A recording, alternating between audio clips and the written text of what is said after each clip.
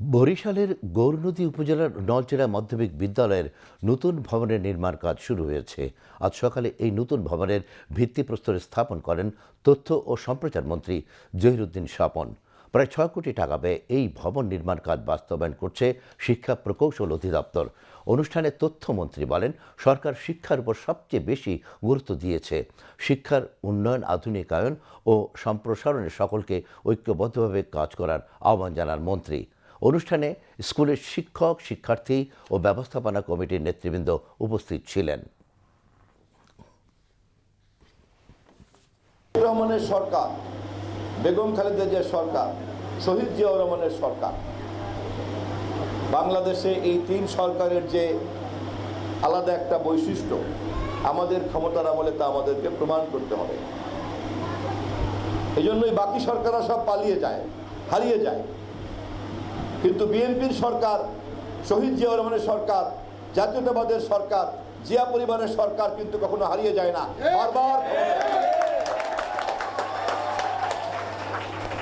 অতএব ক্ষমতা আপনারা এমনভাবে চর্চা করবেন যাতে জনগণ আপনাদের প্রতি, আমার প্রতি, প্রধানমন্ত্রীর প্রতি, দলের প্রতি কোনো অসন্তোষ না তৈরি করে।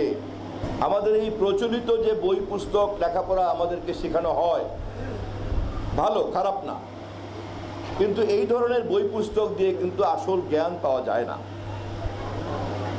আসল জ্ঞান পেতে গেলে পরে আমাদেরকে আমাদের পরিবার, আমাদের শিক্ষা প্রতিষ্ঠানের গার্জিয়ান, আমাদের সামাজিক পরিবেশ এবং বড় বড় মনীষীদের জীবন তারা কিভাবে যাপন করেছে, সেই সমস্ত এক্সট্রা একাডেমিক লেখাপড়া, কারিকুলাম বহির্ভূত যে লেখাপড়া, সেই লেখাপড়াগুলি করা এবং আমাদের মধ্যে, আমাদের বাচ্চাদের মধ্যে, মানব সন্তানের মধ্যে সর্বশক্তিমান যে প্রতিভা দিয়ে রেখেছে, বিভিন্ন প্রতিষ্ঠান যদি সেই প্রতিভাগুলিকে উৎসাহিত করে, তাহলে কিন্তু আজকের প্রতিভাবান শিশু ভবিষ্যতের একজন রাষ্ট্রনায়ক, একজন সমাজ নেতা, একজন বিজ্ঞানীতে পরিণত হয়।